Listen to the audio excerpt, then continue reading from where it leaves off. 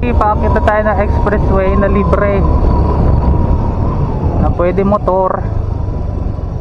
Ito ang Central Luzon Link Expressway. Ito ay libre pa sa ngayon. Tara sa gilid.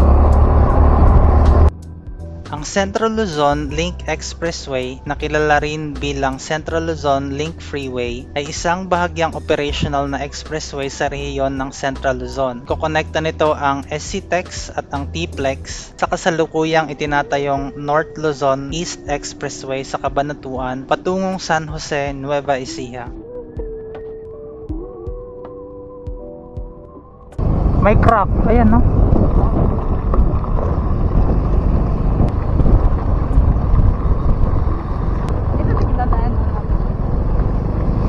Siguro. Sa kasalukuyan, ito ay walang toll at bukas lamang sa mga Class 1 na sasakyan. Ngunit ito ay magkakaroon ng toll at magiging bukas sa ibang klase ng mga sasakyan sa hinaharap. Okay, hanggang dito lang.